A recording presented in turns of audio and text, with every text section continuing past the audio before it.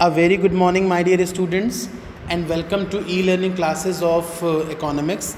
My dear students, in previous lecture, that was lecture number 41, we have covered the significance as well as problems faced by human capital formation in India.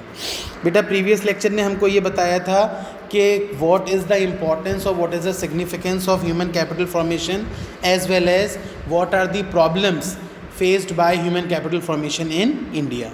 Now my dear students, in this lecture, that is lecture number 42, we are going to cover the role of education in human capital formation. We know that there are many determinants for human capital formation, but education is served as the primary determinant or primary source of human capital formation. First of all, we should know that why education is important. My dear students, education is an essential element of human resource development. Human resource development का education is the essential element. See, HRD का main element है education. क्यों? पहला question आता है why? Because education implies the process of teaching, training and learning. Education is a trio combination. Education is a trio combination जिसमें teaching भी आती है, ट्रेनिंग भी आती है और लर्निंग भी आती है. With the help of education we can be enhanced by the teaching, we can be enhanced at training as well as we can be enhanced at the process of learning as well. So education improves knowledge and develops skills. Education हमारी knowledge को improve करता है और हमारे अंदर skills का development करता है. As well as education is the undercurrent of economic and social changes. If economic and social changes are taking place, then education is the foremost requirement for these changes. If you want infrastructural change in your country, then education is must for your country. अगर हम बात करें census 2011 की, तो according to census 2011 74.04% of the population is literate as against to 90-95% literacy in developed countries. हमारे country में education का जो रेट है, लिटरेसी रेट है, it is only 74% on an average, and other countries में it is 90-95%. That's why we are just developing and they are the developed ones. Now what is importance और objectives of education. Education की बेटा importance क्या होती है या उसके objectives क्या क्या होते हैं. देखिए बेटा, education produces responsible citizens. I think कोई अगर आपसे कहे कि एजुकेशन की इंपॉर्टेंस पर कुछ पॉइंट्स लिखिए या ऑब्जेक्टिव्स पर कुछ पॉइंट लिखिए, तो I think you will write a long composition as well.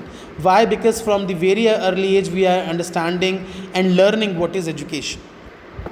So education क्या करता है? Education provides responsible citizen, it develops science and technology, it facilitates use of natural and human resources.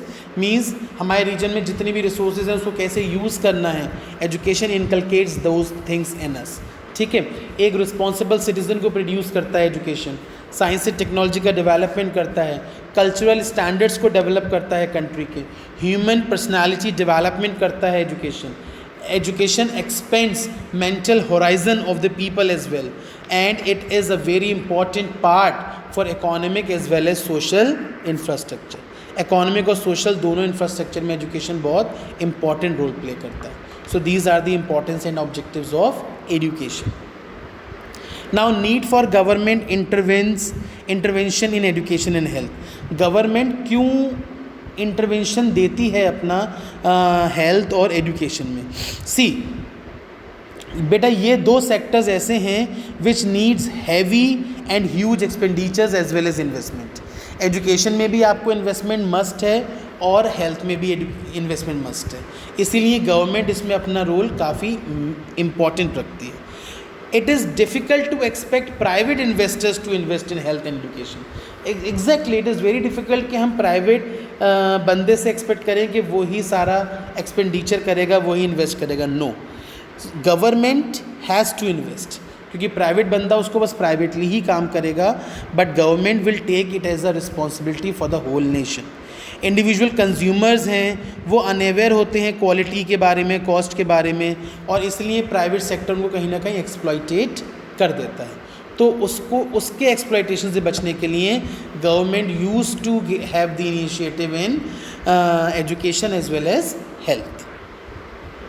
Now government expenditure on education Now what government is expending? What government is spending? Government क्या spend कर रही है, कितना spend कर रही है?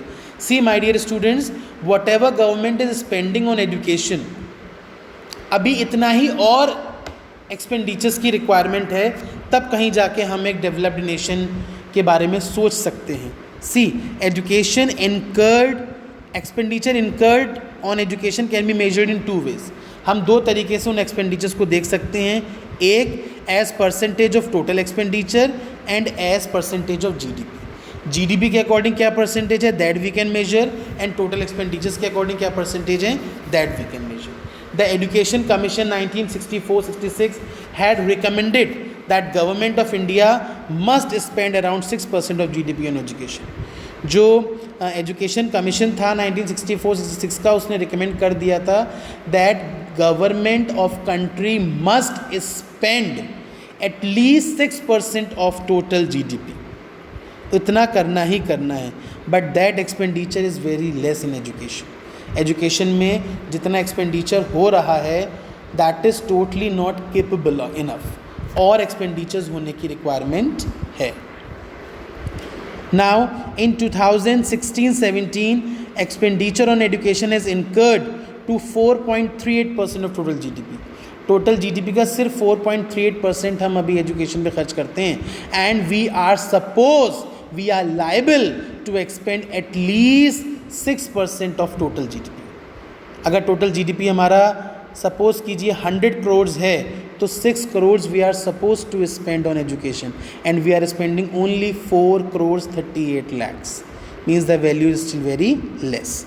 Most of the expenditure undertaken on education goes to elementary education. ज़्यादातर elementary education पे चला जाता है, एंड जितना खर्चा होना चाहिए उतना प्रॉपरली नहीं हो रहा है. And it is very must to spend more and more on education, because as more and more on education will be spending जितनी ज़्यादा education पर होगी उतने ही ज़्यादा growth and development of the country will take place, right? So that's all from this lecture. Remaining topic we will take in another lecture. Thank you and have a nice day.